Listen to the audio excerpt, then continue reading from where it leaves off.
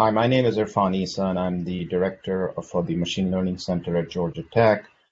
Today, we are actually starting off with an amazing session of conversations that are really relevant to the topic that we're facing, the society is facing, the planet is facing, that is around COVID-19, and basically the question around what machine learning can do to help with these types of crisis situations that we're in. Welcome to all of the machine learning students and faculty from Georgia Tech and elsewhere, and also all the friends and colleagues that are from anywhere that may have access to this. Hopefully this will be a conversation. We have a great panel lined up of people who are knee-deep working in the topic of how do you use machine learning and all different types of technology in the area of trying to address the challenges with COVID-19. They'll tell you a little bit about that kind of stuff today. But one of the things we do request is please engage with us. There is a nice question and answer panel that should be available to you in BlueJeans. Use that to post questions during the presentations, and also we will have open questions at the end. I'm going to play the role of the moderator, where I'm basically going to pose a few questions to presenters, but also introduce them and tell you a little bit of what their interests are. But it's hard to do this in this format, but we still encourage participation as much as possible. So please join in as much as you can. So with that, basically, as I said, the charter today is we're interested in understanding what machine learning in general and what our specifically and talented researchers at Georgia Tech are doing to address the COVID-19 relief efforts.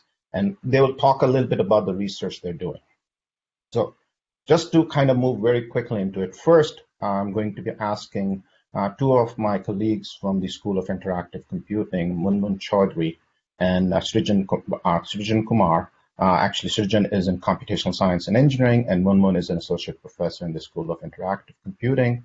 Both of them will give you a little bit of a sense of what they're working on, starting with Munmun, and it'll be kind of much more of a understanding of what kinds of stuff that could go from understanding the content in social media, be able to understand more about the issues of how COVID-19 can be supported.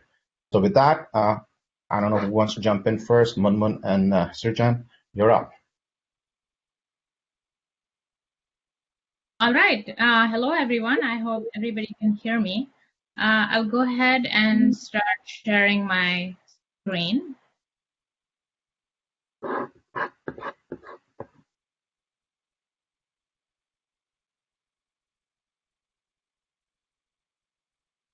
Okay, so thank you, Irfan, for the introduction, and really pleased to be here today at this event. And we'll be talking about some new work that Srijan Kumar, my colleague in the School of CSE, and myself have been doing over the last couple of months around understanding what kind of psychological and mental health related impacts the COVID-19 crisis is having in our lives. So let me begin with this little quote from the American Psychological Association website. This was posted a couple months ago in March. So what it says is, for the 15 American passengers released in late February from the Diamond Princess cruise ship during the COVID-19 outbreak, it's a harsh new reality. Weeks apart from friends and family, cut off from work and daily activities, and confined to a single room. Their only visitors are healthcare workers wearing head-to-toe protective gear. The fundamental issue for people is a loss of control. So as you know, we have been living in the middle of a global pandemic since the beginning of this year. And experiences like these that you see, about the people in the Diamond Princess cruise ship, it has become, unfortunately, pretty commonplace now. So at the crux of these experiences that we have in this crisis, it is important for us to remember that these kinds of global health emergencies like COVID-19, it's in some ways not just a medical or a public health phenomena. They are actually affecting individuals in society at a number of different levels and are causing a variety of different disruptions. Historically speaking, if we think about pandemics that have happened in the world in the past, very large sections of the population have been subject to anxiety, they have felt stressed, they have experienced uncertainty and hysteria, and this is particularly true as these events constantly evolve over time, and we have to collectively sense make of the volatile situation that is surrounding our lives. So, as COVID-19 has wear on us over the last several weeks and months, you must have seen a variety of different reports that have come up in popular media outlets. A few of these are quoted in the slide. And a lot of them argue and even have conducted surveys and other studies to say that, the mental health burden of COVID-19 has increased a lot, and actually it's going to increase even more as different types of public health measures are adopted to slow down the spread of the virus. And this includes measures that we all have been, undertaking over a while now, such as physical distancing, closure of businesses and schools, shelter-in-place orders, and all of these together have led to some kind of greater isolation and even for many people, potential financial distress. So the reality is that a lot of these measures have to continue if we want to prevent the loss of life due to COVID-19. But that means that a lot of people experiencing these situations will be linked to poor mental health outcomes over time. One other thing that is important to also remember is the impact that these physical distancing measures are having in the way we consume information and stay connected with the outside world. So there is a lot of research that says that that people become more and more distressed if they see a lot of repeated images or hear about repeated reports about an outbreak of a pandemic in the media. And in fact, this has been observed even before COVID-19. So for instance, scholars have argued that when people see these kinds of information online on social media, they are at a risk of developing post-traumatic pathology over time because of secondary exposure to traumatizing content, some of which information can be alleged, some of which can be misinformation, and so forth. And this is something that has been observed in the past, even when the crises were not a public health emergency, such as the September 11 attacks or the Boston Marathon bombings. But what we don't understand right now is how can we actually understand, get a better sense of these psychological impacts, whether it's real, whether it's perceived, due to the coronavirus, particularly in this in the ongoing pandemic. And given that these new media or social media environments have become such an integral part of our life. So this NSF-funded rapid project that Srijan and I are working on, it hopes to address that gap.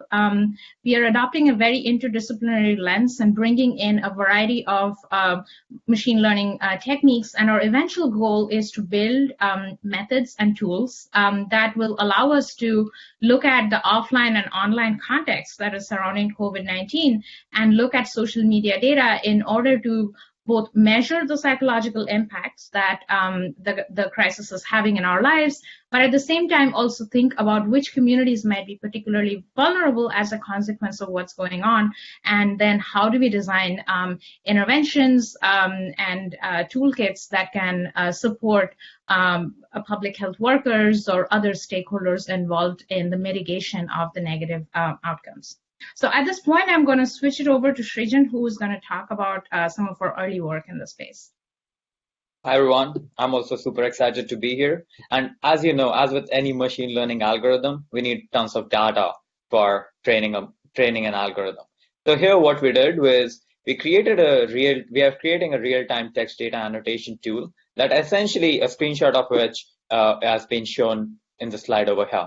So what we do is we take an input tweet, which is on the top row, and we have trained machine learning NLP classifiers that are able to predict, assign a preliminary label to the tweet, to the text itself. In this case, the text of the tweet. And the three broad categories that we have are anxiety or stress, which is on the negative side, positive messages or hope, which is on the positive side, and the neutral messages.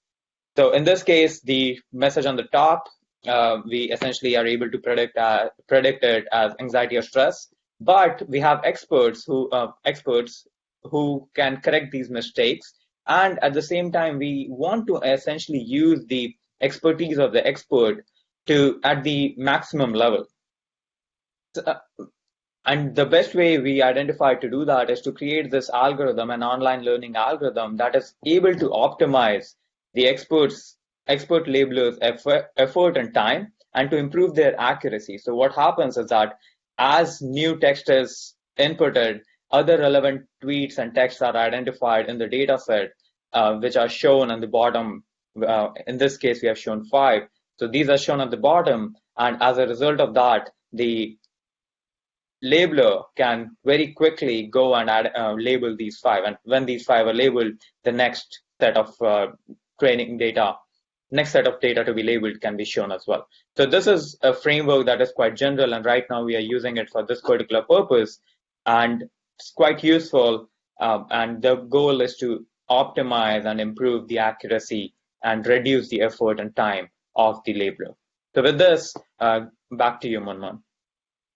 Thank you, Srijan. I'm going to, in the interest of time, I'm going to highlight a couple of main results that we have so far. So I believe these trends are pretty telling to all of you.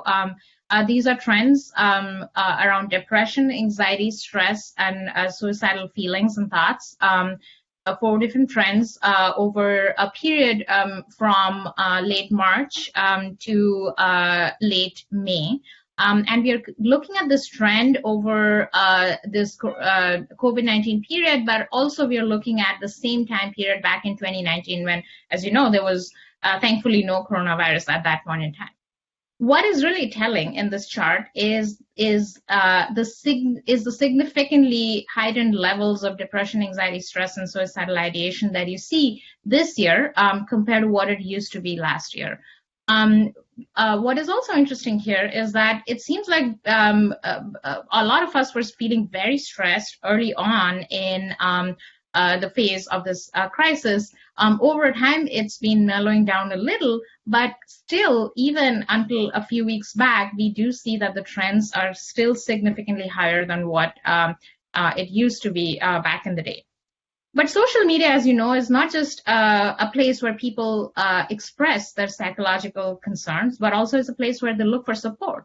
And one of the great advantages of social media after social distancing and other measures were implemented is that this has been a way for us to stay connected with the rest of the world. So what we see in this chart is how expressions of emotional and informational support have been changing in the same time period.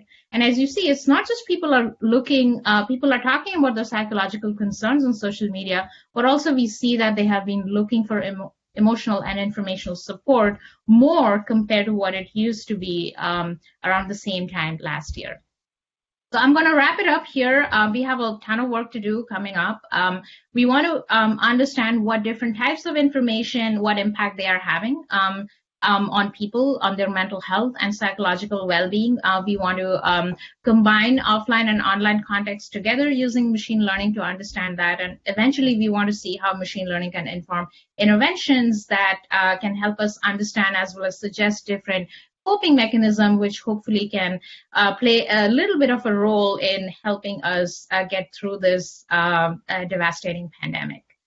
So thank you very much. I'll wrap it up here, and if there are any questions, we'll be happy to take that.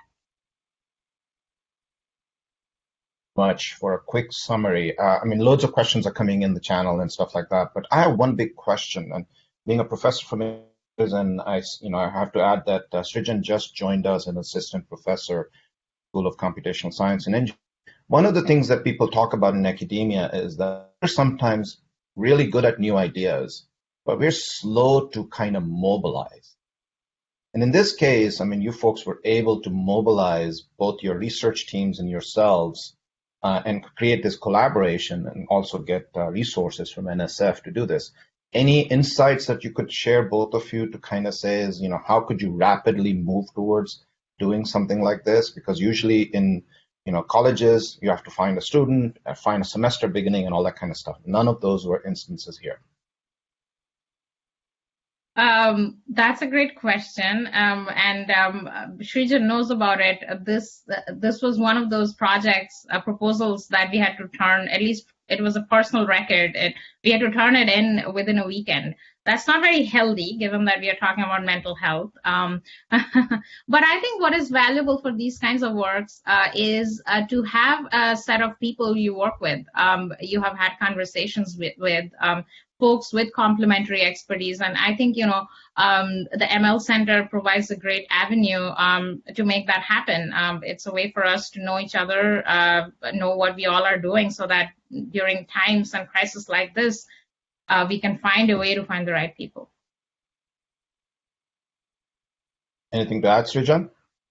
Yeah, most of this is credit to Munmun. She was spearheading this particular project, and based on some previous conversations that we had, we were able to make this happen. But yes, it was quite stressful over a weekend. Having to do this was not ideal. So, Srijan, there is a lot of underlying technology that builds on the NLP side we've been working on, and this is one of these instances. There is also some work you're doing on hate types of things. Any quick sentiments as to, I'll use the word sentiment with hate, I guess, that you can actually throw in to kind of say how that could be extended in these types of domains, especially as other challenges are popping up on social media these days? Oh, yeah, absolutely. So we all know that racial injustice and hate crimes have been a major societal and public safety issue throughout the US. And this is not new. This has been going on for a lot of time. And these inadvertently affect marginalized communities and minorities. And during the COVID-19 pandemic, one such community has been the Asian American community. So we wanted to understand what is happening and how people are expressing hate and negative sentiment towards Asians and Asian Americans on social media. So what we did was we mobilized essentially a bunch of super talented students in my research group, and we are able to do another NLP project where we studied how hate spread throughout the world. So let me just show a quick slide over here. And can you see my screen now? Yes, we can.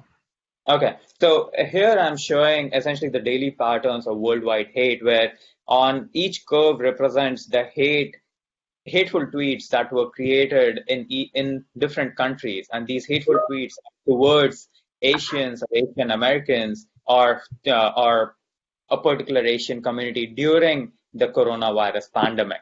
And what we did, and you can see that the United States produces the most number of hateful tweets. This is English speaking only, so probably that is one of the reasons. And India is the second largest. And as you can see, the highest peak, the spike that happened was after the president tweeted his Chinese virus tweet. There was a spike in US, and the spike in India, which is the second largest one, happened after India went into lockdown. There are a few other countries, but majorly US and India were responsible for hate. And within US, this is some statewide ranking. Georgia is at number 9. So this is relevant for people who are living in Atlanta and other places. So we are not too far from the top. So hate is one of the issues that we have been interested in primarily because it affects people, and it affects people not just in the online world, but also affects people in the offline real world, because research has shown that online hate translates to real world hate crimes as well. So we wanted to do something about it, and we created this NLP pipeline and machine learning system to do that. Great, Srijan, thank you so much for a quick summary. Again, the audience should just be kind of amazed at how both Munmun, who's taken a whole lot of work in social media analysis, has taken it to psychological understanding of psychological impact, to hate, and all that kind of stuff from Srijan. Please reach out to both of them. I see a lot of questions that are popping up in Q&A, and Munmun and Srijan, you feel free to respond to some of them. But we'll come back to more questions in a bit. Let's change up and now move to Nicoletta. Nicoletta is the next speaker up. She's a professor in the School of Industrial Systems and Engineering at Georgia Tech. This kind of says again in the machine learning faculty from across the institute, and one of our strong partners from College of Engineering is ISYE. She's done a lot of amazing work. I'm going to not take over any of her time and basically let her take over and tell us about exciting stuff she's doing in this space. So Nicoletta, all yours. All right, I took you off, so I'm sharing now the slides. And I have to say that this was not my research area before March. I'm just tagging along with Pinar. She is the expert on infection disease and spread and with the public responses, but I've agreed to work with her. Not sure at this point whether that was a good idea or not, given the intensity of the work that has been going on the last few months. We have an amazing team of postdoc students, undergrads, PhD. To your point, Irfan, this was interesting experience actually to aggregate all this research students and this team actually in such a short time. We've tried, like everyone else, a lot of things as part of our research related to address the COVID-19 crisis. What I'm going to talk about today is this particular modeling approach for projecting infection spread geographically and over time. And I will expand more in the next few slides. And I think I will spend more time on the results. And let me actually quickly motivate our approach versus many other approaches that have been used out there. You've seen a lot of models that are doing projections on estimation of the cases. Most of them are what we call it as a curve fitting. They're using the information on the number of infections and possibly other information like current trends of the severe outcomes such as hospitalizations and death, and they project the number of infections. As you know, this data, especially the number of infections and the hospitalizations, are quite inaccurate, not reflecting what the ground truth actually looks like. This approaches also do not account for behavioral changes in the population. For example, a more conservative approach to physical distancing after shelter in place. And they only project infection spread within the current intervention setting, not allowing for considering what-if scenarios. And this is where we're coming in as industry engineers, machine learning, and so on. We instead adapted an agent-based simulation model with heterogeneous population mixing to predict the spread of the disease geographically and over a period of time. Most of our analysis actually captures a period of 6 months. The model captures the natural history of the infection at the individual level by age group, as well as the infection spread via contact network consisting of interactions in households, peer group, like for example, workforce, schools, and communities. And we also consider different transmission rates. Those have been adapted since we learn more and more about the spread of COVID-19. The agent in the model is one individual in Georgia with all the characteristics, social interactions, susceptibility for infection, and so on. We use the data from many resources that I will share next, but this is just one of those academic slides. You can ignore the details. What I want to show here is that we aggregated a lot of data from the existing literature on COVID-19, on infections in disease, on population behaviors, and so on and so forth. So this is actually what this is telling you. We're putting all these parameters together that we've learned from a lot of research that has been developed out there. And then the left table shows a lot of the parameters related to the disease spread. The table on the right shows the parameters that we use for actually really projecting resource, the resource allocation, like hospitalization beds, ICU beds, length of stay, and so on. This is just a snapshot of some of the data we've used. Actually, we used much more data than this, but what I wanted to point out here is a lot of this data is Georgia specific, and it could be COVID specific, it could be demographic specific, transportation, and so on. So we really pull all this data together, along with the information I provided in the previous slide. We are currently working mainly with Georgia because this is very computationally extensive, but we did aggregate data for other states, and we've actually tried our model for other states as well, but a handful of states. What I wanted to point out here is the interventions we're considering, because this is kind of the motivation of using this agent-based model. The model, the interventions here show what if scenarios we considered Here we're using a time horizon of 6 months, starting with February 18 until mid-August. We accounted for the interventions that were put in place, for example, school closure throughout the period until end of May, but we also consider school closure in the sense that the camps are not available. For most of the camps are not available, are not open in Georgia. We also accounted for shelter in place, the period of shelter in place. We also accounted with another fact that we've noticed it's happening after shelter in place. We call it a voluntarily shelter in place. A lot of people actually decided to stay home after the shelter in place the mandated shelter in place stopped May 1st. We also considering another intervention that is, I will highlight later that this is very important, is voluntary quarantine, which means that all household members stay home if there is a person with flu-like symptoms in the household, or they were actually in contact with someone that was infected with COVID. This is kind of shows the timeline, all the mixes of interventions. And again, I want to point out here the benefits of using this type of model, because it allows us to actually create all the scenarios. And more importantly, actually, we also considering a baseline.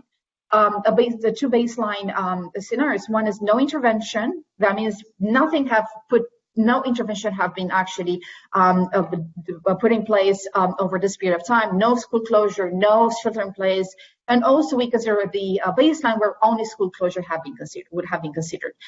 So this is those scenarios will tell us the marginal effect of all this intervention. This is shows. It's kind of projects more of a realistic setting that has the shelter in place, school closure, followed with voluntary shelter in place that we're seeing happening right now, with a decreased compliance over time until it reaches kind of 10%. And also on top of that, we're also considering different levels of voluntary quarantine, low, medium, high. The red line, the wiggly red line, is the estimated actual cases. And I call it estimated because we took the actual cases and multiple folds. I think it's here multiplied by 8. So we know that the actual cases are not the actual cases. And this is why kind of we multiplied by a factor of 8 or 7. I don't remember exactly what we're using here. But at least we can see that we're capturing the trend of the actual cases.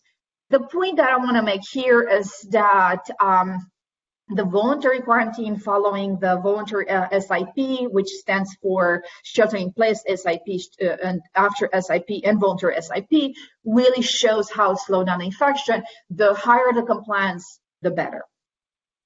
This actually shows a set of results that are related to the cumulative infections, and I added here the two baseline, no intervention, school closure, and I stands for no intervention, and the other one stands for school closure.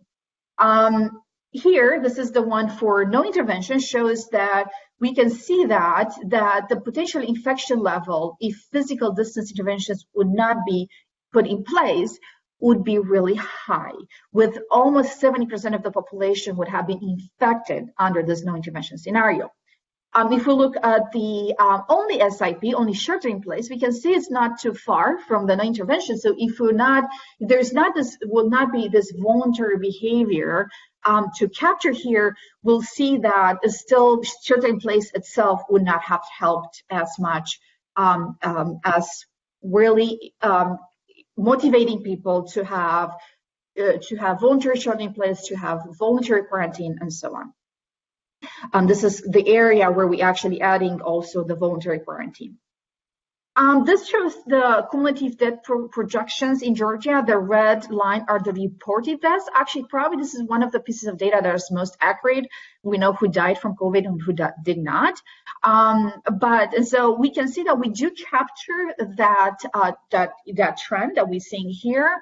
The three lines that I'm showing you as the assumption that a population will follow some level of voluntary quarantine, we can see now the projected number of deaths under the most optimistic scenarios, in a sense that there is voluntary shelter in place, there will be voluntary quarantine and so on. I'll call them good behaviors in the setting. So you can see, if I were to add the other lines, you could see that there under no good behaviors, the number of deaths will be much higher. What is interesting here, I want to show you how the scenarios, because this school opening, school closures in the mind of most of you attending here. I have a kid, a 7-year-old, and this is our struggle. This has been our struggle, providing childcare, homeschooling, and then continuing this way in the fall. It's a big challenge. So we've looked at various scenarios of school opening strategies. We looked at regular schedule, sending the kids as the standard schedule. We could consider an alternative schedule in the sense that we actually allowing kids to go Tuesday on Thursday, half of the school, and Monday and Wednesday the other half. So this is what I'm calling this alternating schedule. So you can see that the alternating schedule will actually reduce the number of infections. This is what I'm plotting here, the number of infections. We've looked at other scenarios, for example, just to allow the younger ones to go to school.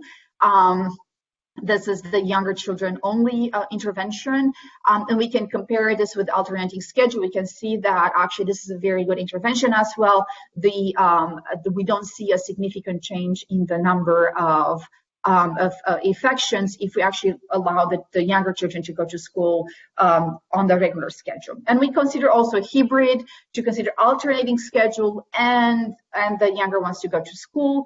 Again, this actually really works out. So this actually, we've sent those results to the Department of Education to consider those results, to consider various scenarios as we propose here. It's obviously there are a lot of other considerations to take into account other than really our projections. Also, another question probably is in our mind is how much we help by actually staying home. If I stay home, 500 days, how much do I save a life? How many infections do I save, right? So if I suffer through this, is this going to make a difference? Kind of this cost-benefit type of analysis. So this is what I'm showing you here. I'm showing you the average homebound days for adults to save 1 infection. This is on the left, and the average homebound days for adults to save 1 life.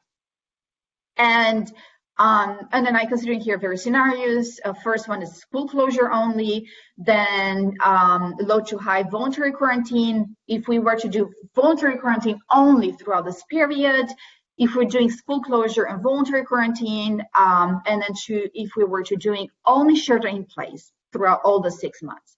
So really simple intervention to see the marginal effect. You can see shelter in place, we're gonna have to stay at home a lot of days to save 1 infection and a lot of days to save 1 life. There is not effective. School closure, again, we adults have to stay home not only because they're sheltered. In this case, they need to stay home to provide child care. And we can see that there is a large number of homebound days that we need to pay to save 1 infection and to save 1 life. The most effective, of course, as we expected, is voluntary quarantine. It's a much smaller proportion of people that they're stuck at home. And as we could see in the previous slides, this is also the most effective intervention. So if we can motivate people, if we can inspire people that to follow voluntary quarantine, and to have the policies in place, because we need policies for this actually to happen. This will be the most effective interventions in terms of our cost, staying with here is the homebound days, our cost and the benefits of the number of infections that we save and the number of lives we save. I'm going to go very quickly over this. We also output hospitalization, the resources that are needed in terms of hospital beds, ICU beds, ventilators, based on our analysis. I'm gonna actually stop here. This is just a set of papers that we've used for the models. I'll stop here. Amazing. And by now, I mean, my anxiousness and stir craziness of wanting to get out of the house you've alleviated that. I'm feeling really comfortable staying home. And I hope everybody else on this call is also going to stay home for a bit, because I think this data suggests the importance on how we can impact it, if I was to summarize it well. Nicoletta, just kind of throwing that out there, is now one of the bigger debates, and I'm sure you don't, most probably don't have data on this one. One of the biggest debates is the use of masks and stuff like that.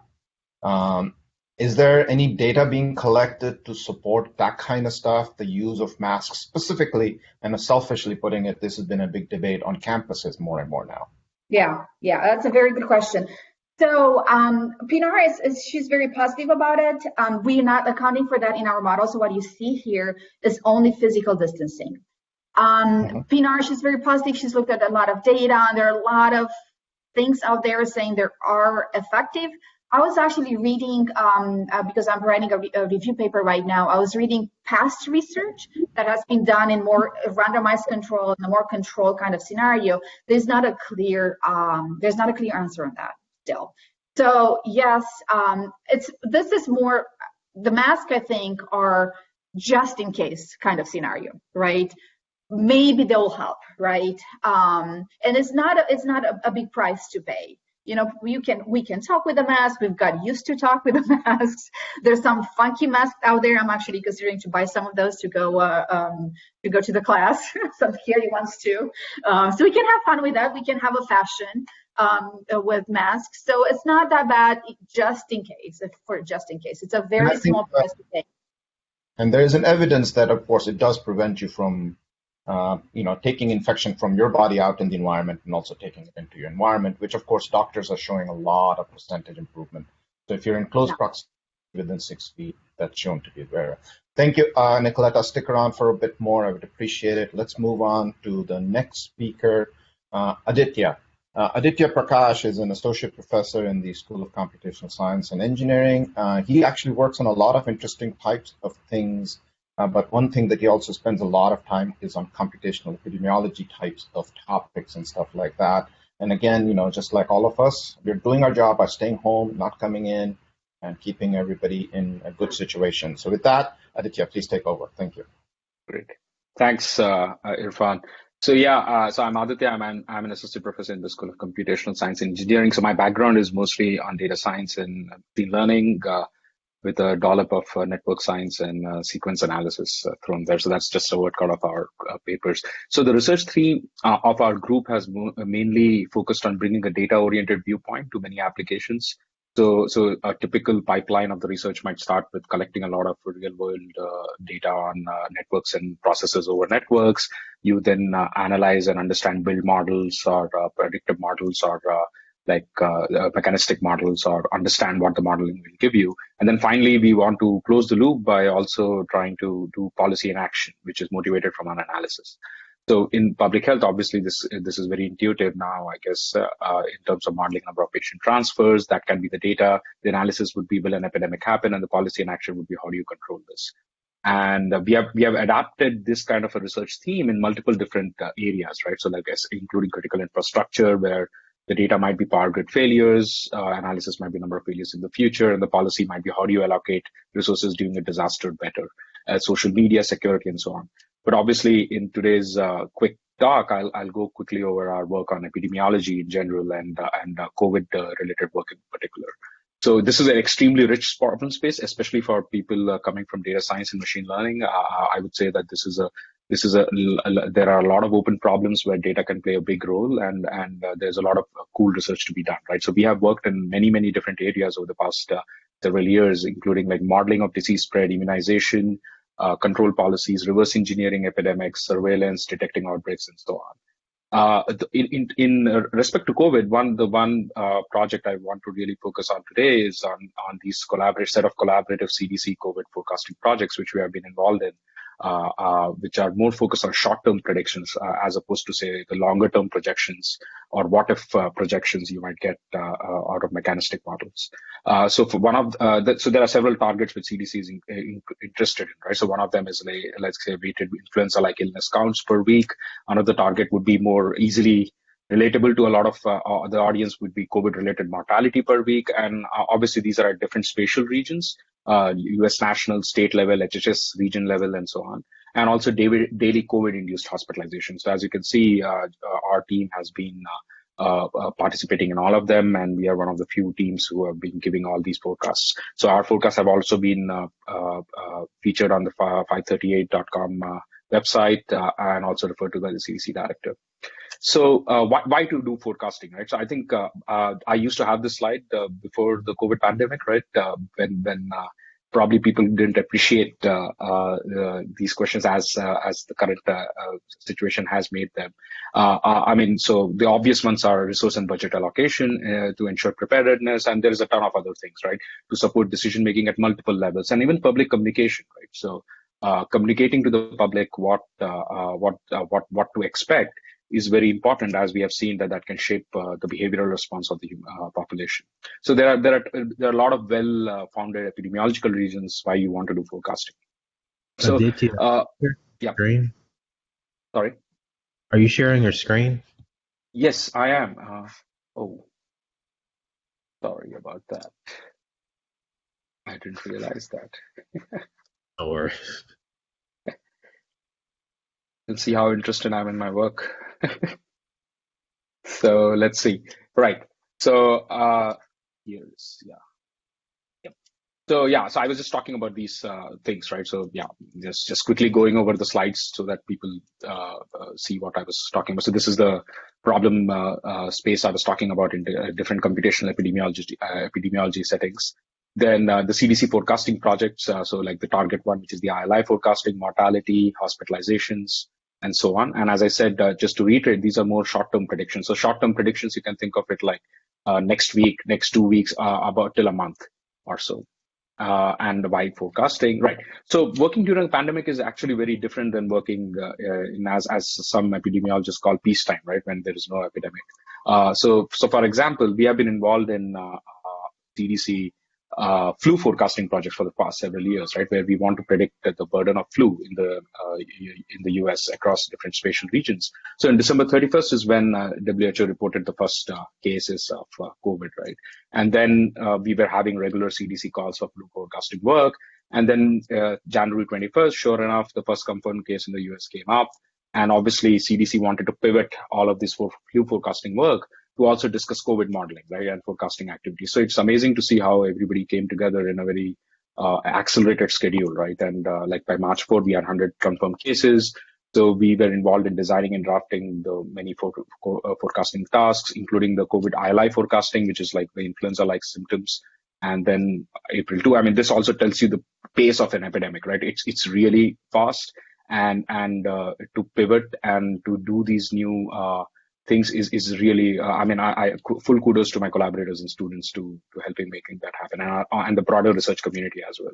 And then we began the mortality and hospitalization forecasting because we began to get reasonable data on those things where we could do some meaningful forecasting and so on. And now, like, our almost May 26 is like 100,000 deaths in the US. I mean, you can see it's from Jan 21 to May 26, we have had 100,000 deaths in like less than a semester, maybe, right? So the background in influenza forecasting, the basic problem to a machine learning person, I would say, it's like you have some incidents, right? You have some data on what has happened till now, and you're trying to predict some characteristics of the unobserved incidences, right? So the data can be in the flu forecasting problem, it's surveillance data, where you have CDC collects this data of the percentage of healthcare providers reporting symptomatic illnesses. So like if you have a cough, you show a headache or you show fever. So CDC tries to report these things, and we try to collect them and use them for forecasting. And you want to predict this burden in the future. So more formally, you're given this historical season. So CDC has been doing this for 20 years, right? So you do that, and then you have a partially observed curve for this season, and you're trying to predict the future things, right? So the future can be incidence. When will it peak? When will it, what will be the value of the peak, and so on. So our group has, as I said, been really interested in bringing a data-oriented viewpoint. And here we were one of the first to develop a purely deep learning-based approach for influenza forecasting, obviously, but motivated through domain expertise, right? And I won't go into detail. But it performed pretty well in real-time forecasting. In fact, we were the first place in the HSS region in 2018-19 flu site challenge, which was the first time this model was deployed. So, but okay, so this is well and good. But one, as you saw in the timeline, when we pivoted to COVID, the obvious expectation is that the WLI curve for 2019-20 is very distinct from all previous seasons, right? So, for example, you can see the black curve in the picture, and you can see that suddenly there is no third peak, right? So like from week 9 onwards in the US, this is just the national region, you can see a very distinct anomalous peak, right? So this is possibly due to symptomatic similarity between COVID and influenza, right? Because both are respiratory illnesses and they show up. And as you might expect, historical models are unable to capture this, right? So this is one of the major challenges. I mean, so for example, if you see here, historical models all predict downward trends, right? More or less. And if you use them, you will just miss that something is even happening at the rational level. So we started thinking, how do we adapt our historical model to these situations, right? So we developed so this was joint work with VT, and we developed a new methodology based on transfer learning, where we said that let's leverage the knowledge from the historical model, but train a new deep learning model to exploit these COVID-related signals, a bunch of new signals which are better correlated, and then transfer knowledge only when needed. So yeah, I mean, I'm abstracting out a lot of things. There are many other tricks needed to make this work because there's sparsity, data paucity in the signals, and so on, noise. And we use a variety of exogenous data sources, right, ranging from symptomatic things, mobility, point of care. So many of these have been very carefully chosen to capture different aspects of the epidemic, including the effect of interventions, behaviors, and of people, and so on. This is detailed on this on the submission, so I won't spend too much time. The basic picture is that we adopt a heterogeneous transfer learning approach. So forecasting performance, right? So at least for the ILI thing, and you can see that, I mean, again, not going into too much detail, R1 and R2 are the regions where New York and New Jersey come in. And you can see that the red bar is pretty good, and even for the national level. So we have a much better thing from state-of-the-art methods. And more interestingly, for me at least, that we were the only one which could capture trend changes correctly, right, automatically. So because these trend changes are really complicated, right, and driven by many, many different things, including hospitalization seeking behavior of people. So anyway, so that's the big picture of adapting an existing model. But for some other things, there is no existing model, right? So for example, when we were trying to do mortality and hospitalization, there is no existing model as such for COVID, where we can have historical data and compare against it, right? And this we are collaborating with folks from UIUC and IQVIA, which is a health claims insurance company, right? Provider company. So the formulation is very similar, that you have partially observed something till day T, and you want to use exogenous data sources to predict future mortality and hospitalization. But the main challenge here is that you don't have historical data. So we adapt a slightly different approach here. And I mean, this is one thing you need to realize is that this area is a very active area of research, right? And we are still developing our models and fine-tuning and refining them, right? Because COVID is a new phenomenon. And here, a very, very big picture, we have a deep network with auto-regressive inputs, which one of the main challenges was propagating uncertainties in a very principled way. So that's one thing which we do in a good fashion, so that you can have principled uncertainties propagated in future predictions. So existing models from several groups, especially the initial models which we saw in the US, had some trouble trying to put this uncertainty. So in epidemiology, you do need to put confidence bounds on your predictions, right? Because that's how point predictions have a very certain limited utility. So here is one example forecast visualization, right? So this is on the left-hand side, I show the mortality on, say, this is May 25th, and this is the point, and this is the mortality for US incidents, right? This cumulative and incidents, and you can see how the predictions and like this is the 90% confidence interval. This is how the CDC 95% is what CDC displays on their website. So very quickly, right? So we have just started trying to analyze our performance, and you can see that this is just the absolute error, and we were first place and second place for a few weeks on next 1 week and next 2 week prediction. So we have been doing pretty well in these things, and we are now beginning to have more robust measures of performance. This itself is an open research area, in fact, by the way, to how do you measure performance in a principled fashion. So yeah, I mean, we have been involved in other activities too. Hopefully that gave a sense of what we have been doing in forecasting. So we have been doing a visualization project with Berkeley and UIUC on visualizing the impact of non-pharmaceutical interventions like school closures, openings, and so on. We have been doing adaptive surveillance. So this is an NSF Rapid project again with the UVA on more adaptive surveillance of how do you distribute resources to do that. with mobility analysis as well with folks from GT and GTRI, in fact, Gregory and Munmun, and some folks from GTRI. And also we have been organizing a new workshop, which I would welcome everyone to attend. That will also be a virtual workshop at KDD 2020 in August. So we have a bunch of exciting speakers we are hoping to line up and papers where we'll talk about these things. Okay, thanks a lot. Big thank you to my students and the group, and this been supported by all the funding agencies. Thanks. So thank you for that.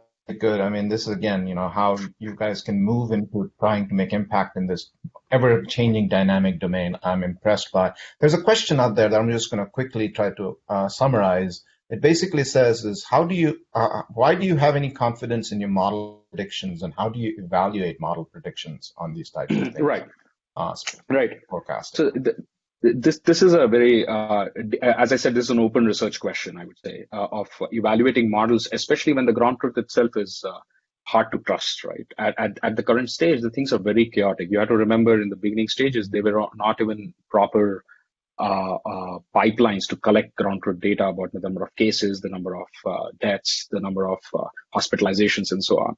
So even instantaneous measurement of quality is very, very hard. That's why we have been very careful at not doing that upfront.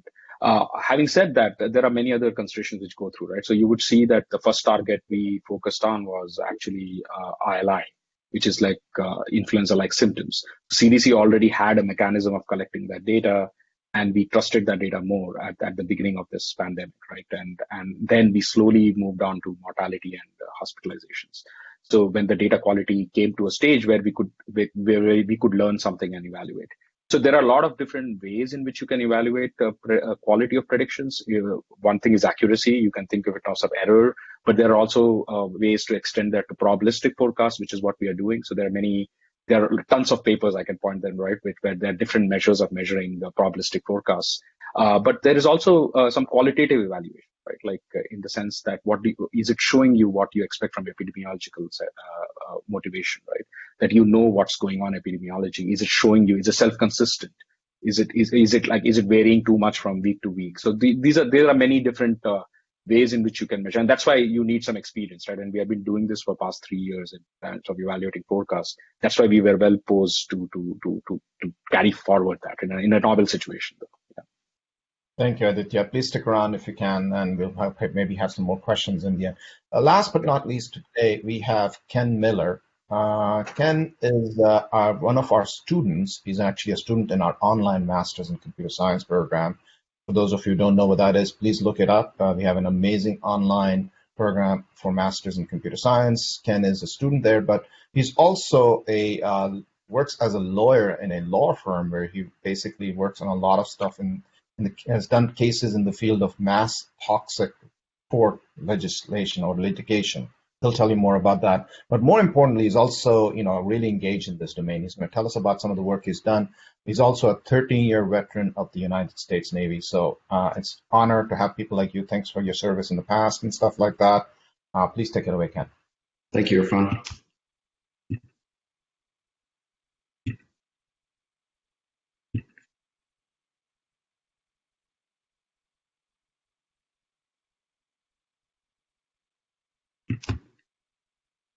Well, hello, everyone. Very happy to be here. Very excited. I'm pretty non-traditional way that I've come here. As Irfan said, I'm an attorney, but over the years I've learned programming and taken different classes and courses, and most recently admitted to the online Masters of Computer Science at Georgia Tech. And I've taken some of these skills, and in about late March, Kaggle.com, which is, if you're not familiar with it, is a machine learning. Basically, it's a website, but it's a complete online system that allows competitions in machine learning and data science. And they issued a call to action for artificial intelligence people, with particularly in natural language processing. And because I do a lot of natural language processing, because obviously law is all words, not numbers. That's why most people that can't do math go to law school. So what I was tasked, what I did was I had a lot of free time on my hands because the courts were closed and things like that. So I said, well, if I can help anybody with this and my knowledge, I'll dig in and see what I can come up with. And there was a large data set created by various organizations. The Allen Institute was the primary push behind this. And basically the problem was the data set is basically a corpus of documents. And the problem, particularly during a pandemic, is the number of scientific papers created is large. And when you have something unique like COVID-19, because it's a novel coronavirus that has not been seen before, the papers are non-existent at the beginning. So a lot of people are starting to look at flu or related type of coronaviruses and to see what types of things they can learn from the documents. And as over time, as the pandemic spreads, obviously the documents increase exponentially. And you can see the beginning of the competition, there was 55,000 documents. What we quickly learned was a lot of those didn't have anything to do with COVID-19. Some had to do with flu, some had to do with Ebola. All gamuts of any type of disease you ever heard of were in there. So we had to first boil those down, which we did to about 3,500 is where we started that were relevant to COVID-19. Last week, as of the submissions for the second round, and I'll talk about that in a minute, there was 138,000 documents, and about 34,000 of those were specific to COVID-19.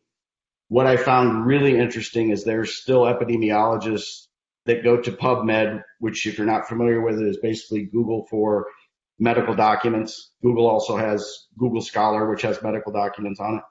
And they will literally go there and search and try to pour through these documents and find the things that they're looking for. So what they asked of the machine learning community and the AI community was, can you boil this down for us?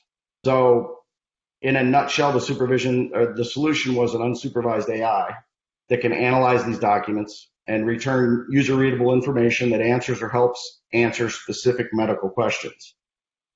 So there was 10 tasks in round one. 2 of my submissions were selected as the 2 best submissions for 10 of those tasks. What is known about transmission and environmental stability was one of the ones I was selected for. And what do we know about virus genetics, origin, and evolution? So let's talk about these a little bit. Transmission, mostly transmission is asymptomatic spread is very important. So can it be spread asymptomatically, meaning someone doesn't show the signs of the disease, but can they spread it? And what is the incubation period? And how long will it survive on surfaces? What effect does the weather have? What effect does humidity have? What effect does air temperature have? Things like that go to the environmental stability. The other issues with the virus genetics, origin, evolution, where did it come from? Did it come? What is the animal host if there is one?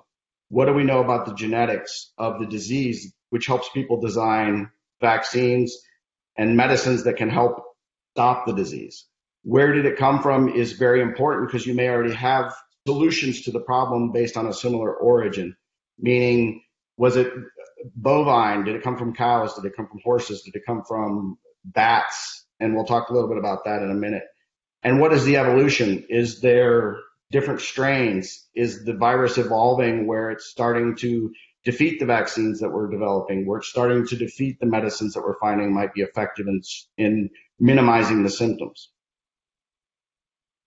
So the first approach, and this is really the topic I started on, so this is where I cut my teeth, as you say, with how to approach this. And in OMSCS, what I've learned is that you have to start with the most basic principle you can and try to solve the problem. And then you can build on that using different technologies and different ways of looking at the problem. So I started with a very simple approach, and not to get too much in the weeds, but talk about basically import we had a comma separated value file of all the documents. So it would be the title, if it was in a publication, what date it came out, things like that. Then we had access to the actual full text of every article. So we would import the comma separated value file, filter that down based on, so example would be incubation. Filter all the documents down in incubation. And this is a very easy example because incubation is a very standard term when they talk about virus. How long does it incubate? And it's usually referenced in days. So if you search for incubation in days, you break down those documents to the ones that probably talk about what you're looking for, then simply parsed those down to a sentence level, and then compared the sentences with the keywords, kept the most relevant sentences, and then present those excerpts as an answer. So this is really a brute force approach. It doesn't have any semantic understanding. It doesn't have any context understanding. For example, if you talk about PPE and you put PPE in, it's not going to return anything with the word mask in it, although mask is PPE. So this is a very simple approach, but what I found was when getting ready to submit the finals for round one, it was probably the most accurate version because incubation is so specific. So this is the example of the output. You can see the question at the top. What is the range of incubation periods for the disease in humans? And then it ranks it goes in and pulls these documents out. It ranks them by relevance, and then it shows the date, the authors. It gives you the title of the document, and then that link would actually take you to the document. So what we did was put these in Python notebooks, and then the epidemiologist that we were working in conjunction with, we would present these tables, and this is 2 results. We limited them at first to 5 results just for ease of review, but there could literally be 100 documents that have specific responses to this question. So that it would be listed. This was the first most basic thing we did, and everybody thought this was great, but then they realized, well, we want to know how big the sample size was, because if it's 3 patients, it's not as relevant as if it's 2,000 patients. We also want to know what kind of study type was it. Was it a literature review? Was it a retrospective analysis? Was it a blind study? What is the scientific value of the study, and how big was the study? So this was what we really were tasked with at first, and about 3 weeks before the submission, everything changed. So not for this specific topic, for some of the other topics. So the other topic, what is known about the virus, genetics, origin, and evolution, as I talked about a little bit ago, this is a way more complex topic because there's a bunch of different ways to refer to these, to refer to the virus, genetics, the origin, and the evolution. Because you can talk about adaptations, you can talk about mutation, you can talk about the same exact thing in many different ways. So needed a more complex approach for this type of task. Still use the data frame start to manipulate and filter the documents, and then use the Python package, which is basically, it was called Spacey. It's a pre-trained language model, and what a language model does, it takes a deep learning model, and it can predict what word is going to come next, and then it can look around at other sentences and say, well, this is used in conjunction with those words as well, so this is probably relevant to the topic. So this gives you start to get into the semantics, the meaning of the sentences, not just specific keywords that you're looking for, like when you go to Google.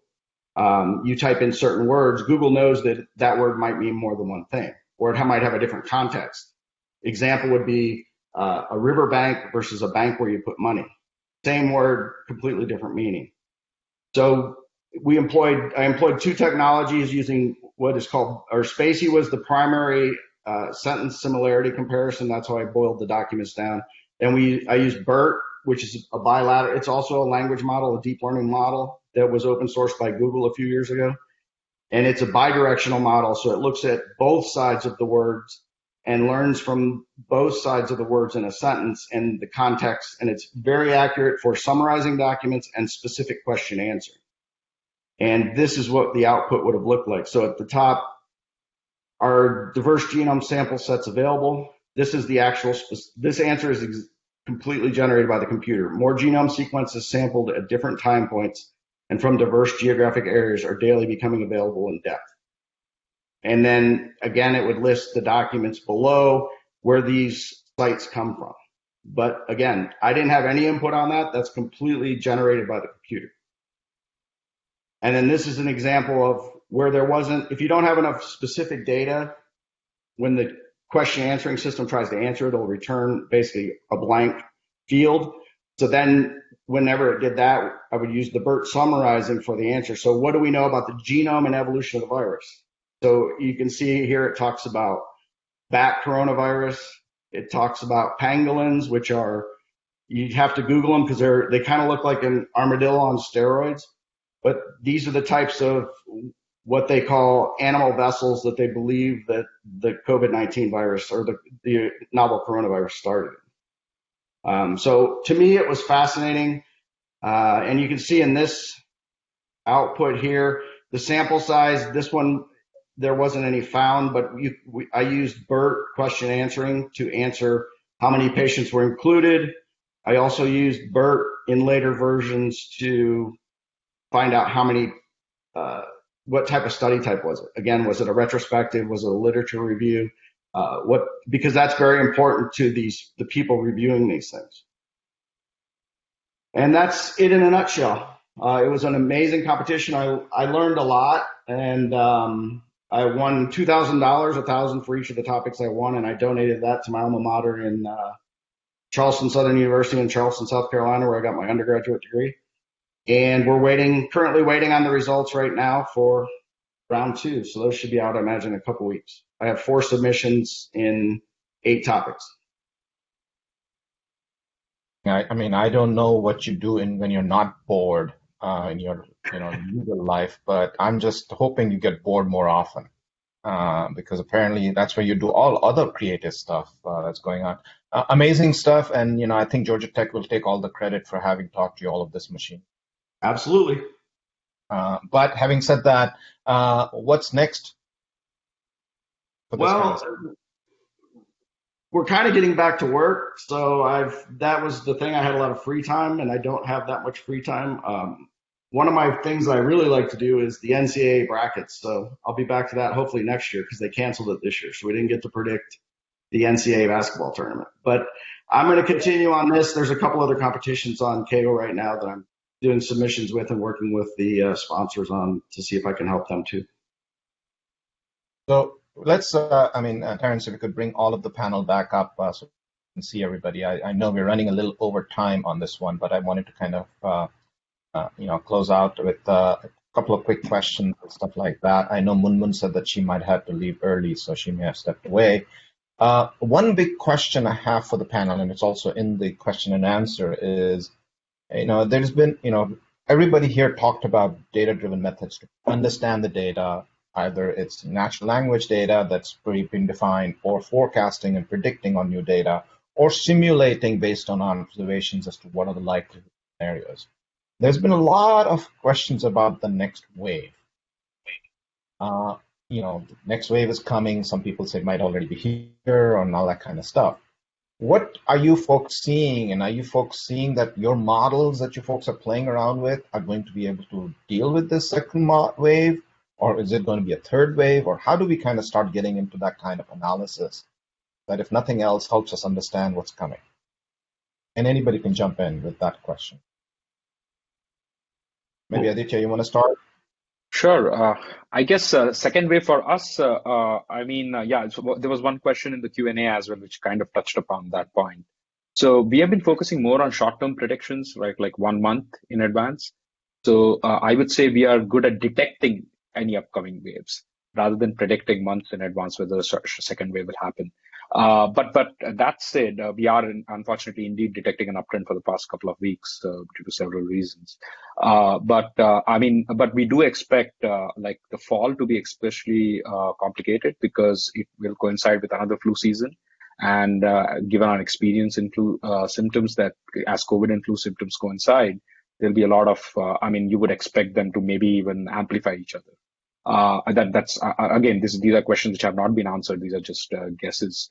And in some of our modeling, we are indeed trying to, the COVID ILI thing, which we said, that we are trying to use a historical model and trying to steer it using new data sources. That's one attempt to handle this situation, where we are trying to tease out the differences between like COVID and flu and also see where they overlap and where they may amplify each other. So that's what we are hoping, and we are preparing for that. We're laying the groundwork so that in fall we can do those kinds of predictions meaningfully. Nicoletta, any thoughts? Our models are projecting, actually, we can project multiple months. So this is what I said earlier when I presented, is that a lot of the modeling techniques are actually taking in input data that is inaccurate. The number of infections do not reflect all what's happening out there. the number of the hospitalizations didn't capture what we, and we have access to very granular data from Georgia, like patient case level.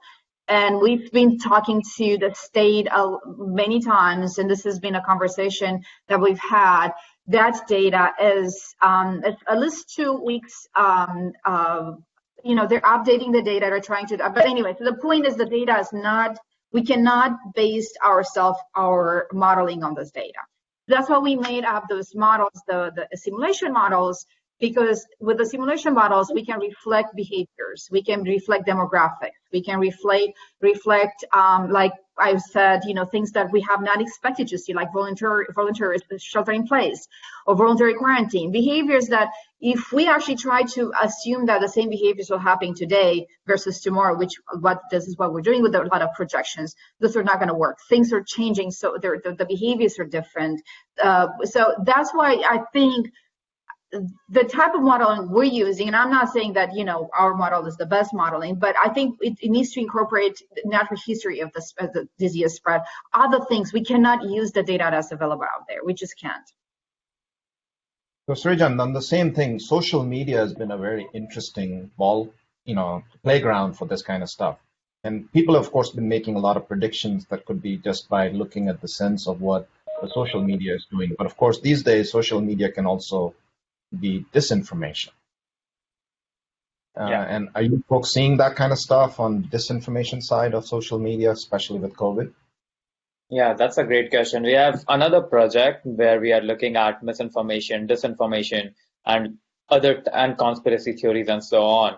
And it's a big challenge, as you can imagine, because there are so many different ways in which these can play out. So right now we have been focusing on fake cures of coronavirus. So some funny examples include drink a lot of water and you'll be cured of coronavirus.